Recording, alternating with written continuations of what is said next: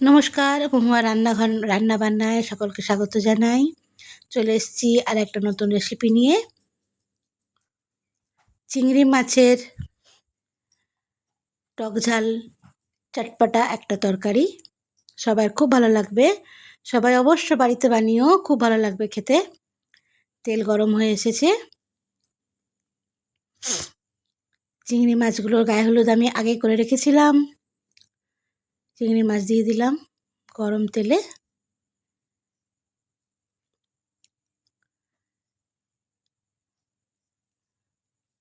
এবারে ভাজা হয়ে গেছে চিংড়ি মাছ। খুব বেশি না, হালকা হালকা করে ভেজে নেব। ভেজে নিয়ে একটা ডিশে তুলে নিলাম। চিংড়ি মাছগুলো তুলে নিলাম একটা ডিশে।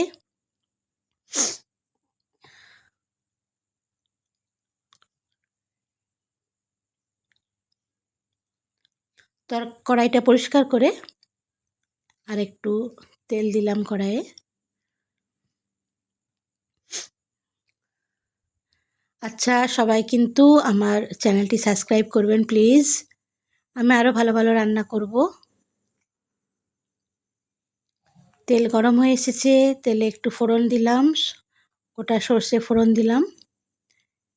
এবার সর্ষে গরম হয়ে গেলে, তেল গরম হয়ে গেলে আমি আগের থেকে কেটে রেখেছি পেঁয়াজ, আদা, রসুন, টমেটো, কাঁচা লঙ্কা। প্রথমে রসুনটা দেব তেলে। গরম তেলে রসুন দিলাম। রসুনটা একটু ভাজবো। একটু লাল লাল ভাজা ভাজা হয়ে গেলে আদা আর কাঁচা লঙ্কা দিয়ে দেবো। রসুন ভাজার গন্ধ খুব ভালো লাগে।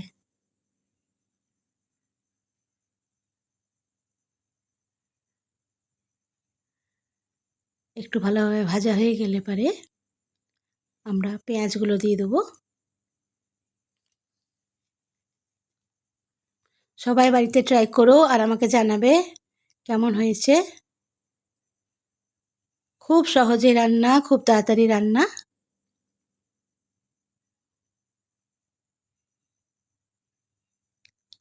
পেঁয়াজটা ভাজা ভাজা হয়ে গেছে। এবারে টমেটোগুলো দিয়ে দেবো। এখন এই সময় টমেটোগুলো একটু খোসাটা একটু মোটা হয়, একটু ভাজতে টাইম লাগে। টমেটো ভাজা হয়ে গেছে। এবারে পরিমাণ মতো নুন,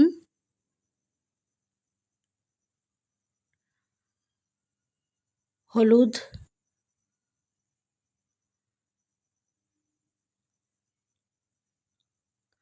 আমি নুন তরকারি একটু কম দিই।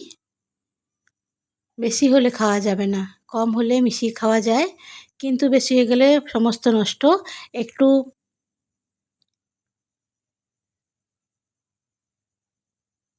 লঙ্কা গুঁড়ি মিশিয়ে দিলাম, একটু কাশ্মীরি লাল মির্চ। এবার একটা অন্য ডিশে সোয়া সস, একটু ভিনেগার, একটু চিলি সস,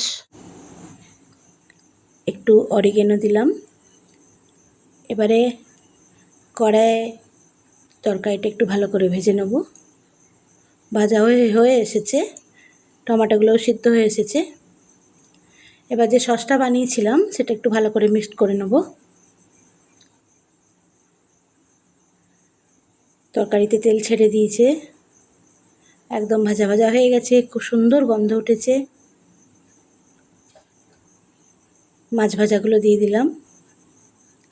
ভালো করে মাছ ভাজাগুলো নেড়ে চেড়ে নেব তরকারির সাথে, মশলার সাথে নেড়ে চেড়ে না নিলে গায়ে লেগে থাকবে না। এরপর যে সসটা বানিয়েছিলাম সেই সসটা মশলার সাথে অ্যাড করে দেবো।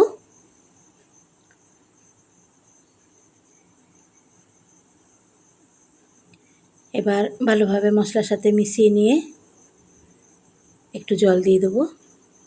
খুব বেশি জল না, হালকা করে, হালকা গ্রেভি হবে, যেটা ভাত রুটি দুটোর সাথে ভালো লাগবে খেতে। বিশেষ করে রুটির সাথে খুব ভালো লাগে। আমার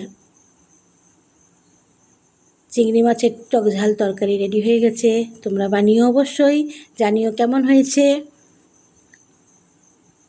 একটু কস্তুরি মেথি হাতে করে ঘষে তরকারিতে দিয়ে দেবো। ব্যাস, আরও দারুণ গন্ধ, দারুণ স্বাদ। সবাই বানিও, জানাবে। Good bye, bye bye.